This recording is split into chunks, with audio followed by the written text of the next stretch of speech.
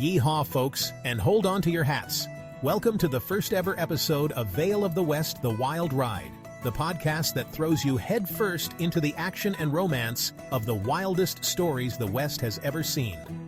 We're about to embark on a journey through dusty trails, saloon brawls, and enough heart-stopping romance to make a tumbleweed blush. Now, this ain't your grandpappy's Western. We're talking high-stakes showdowns, characters you can't help but root for, and some you'll love to hate, and twists and turns that'll leave you more tangled than a lasso in a windstorm. So, grab your Stetson, pour yourself a sarsaparilla, or something a little stronger, and get ready to explore the world of Veil of the West, one chapter at a time.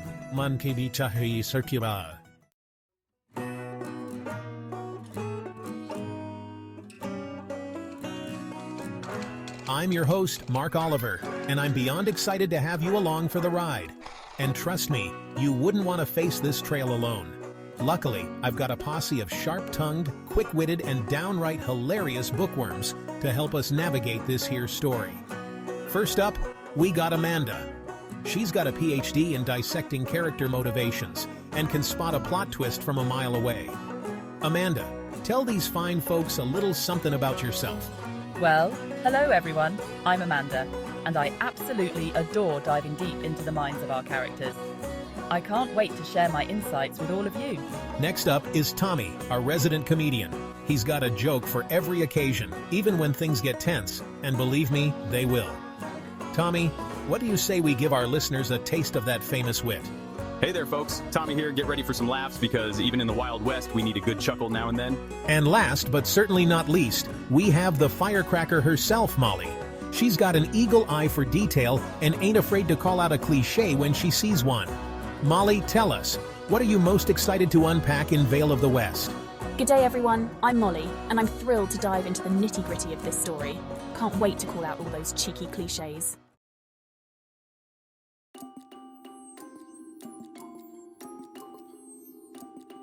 All right, partners, enough with the introductions. It's time to dive into the thick of it. We're kicking things off with a double shot of action and intrigue, covering the first two chapters of Veil of the West. Chapter 1, Oath Under Fire, throws us right into the heart of the action. Picture this, a sky bruised with storm clouds, the wind howling like a banshee, and our hero, Jett Johnson, standing tall against the elements. Jett's a rancher, through and through, with a love for his land as vast as the Montana sky itself. And standing beside him, his beautiful and equally headstrong wife, Jennifer. Now, Jett and Jennifer, they ain't just any ranch couple. They're the kind of folks who face down danger with a shared look, their bond forged in the fires of hard work and unwavering love. But even their love is put to the test when a shadowy figure from the past rides into town, threatening everything they hold dear. That's right, folks. We're talking about Virelli, the story's villain. This ain't no two-bit outlaw. Virelli's got ambition oozing out of his pores, and he's set his sights on claiming the Blue Horizon Ranch for himself.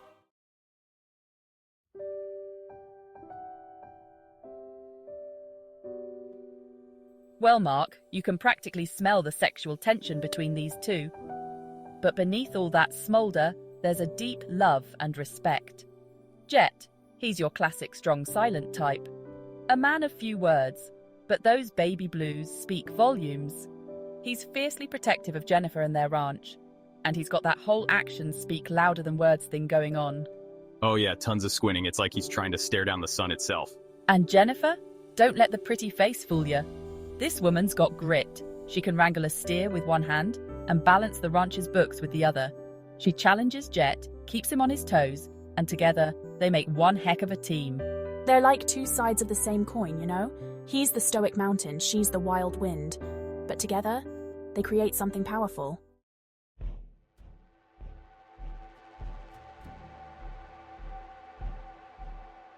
Now let's talk about Virelli.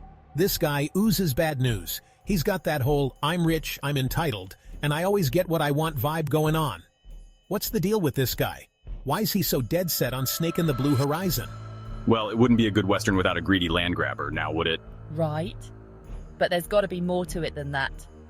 The author drops these little hints about a shared past between Virelli and Jett, some bad blood boiling beneath the surface. It's like there's a whole story there just waiting to be told. And let's not forget Virelli's got style. The guy even makes villainy look good. That tailored suit, that silver-tipped cane. He's like the villain from a Sergio Leone film, only with better hair.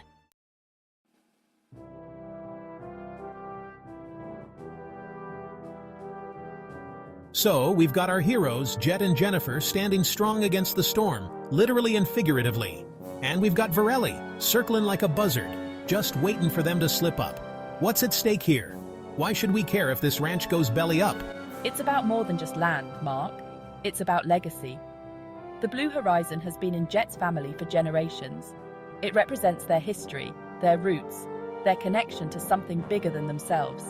And let's not forget the love story. Jett and Jennifer's love is intertwined with that land. It's where they built their life together, where they faced challenges and celebrated triumphs. Losing the ranch would be like losing a part of themselves.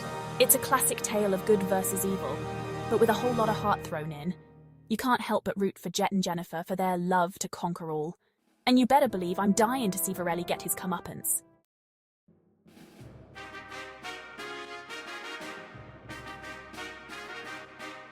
So, paint us a picture, folks. What's so special about this Blue Horizon ranch? What's got Virelli drooling over his silver-tipped cane? Well, for starters, it's beautiful. Rolling hills that stretch as far as the eye can see. A crystal-clear river winding through the property. It's like something straight out of a postcard. Yeah, and it ain't just pretty. This ranch is a well-oiled machine. Jett and Jennifer run a tight ship, with a loyal crew of ranch hands who'd follow them into the fires of hell, or at least a cattle drive during a heat wave. And let's not forget the horses. Those majestic creatures are practically family on the Blue Horizon. They're the lifeblood of the ranch, and each one has a personality as big as the Montana sky.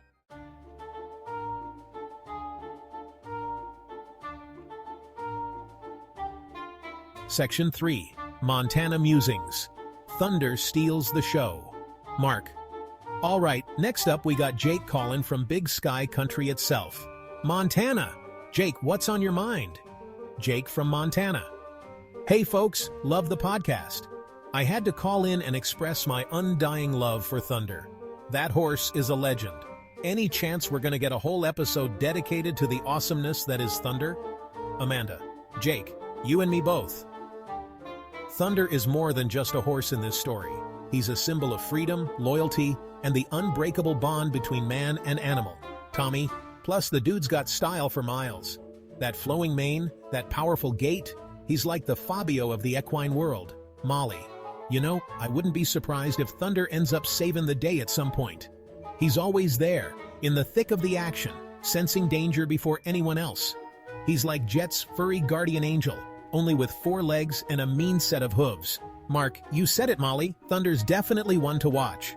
And who knows, maybe we'll dedicate a whole episode to unraveling the mysteries of this enigmatic equine hero.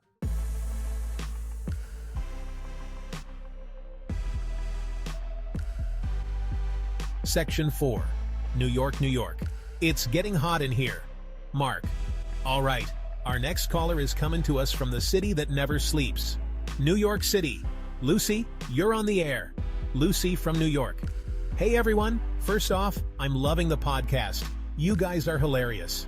Okay, so here's my question, and don't judge me. Is it just me, or is there some serious sexual tension crackling between you 3 hosts? Amanda. Laughing. Oh, Lucy, you caught us red-handed. Tommy. Whistles innocently. Sexual tension? Who, us? Nah, we're just a bunch of bookworms who get a little carried away discussing cowboys and romance. Molly. Giggles. What Tommy said. But seriously, Lucy, we're all just good friends who love a good story. And maybe we get a little enthusiastic when we're talking about Jett and Jennifer's love life. Mark. Chuckles. What can we say, Lucy? This book's got a way of heating things up, both on and off the page.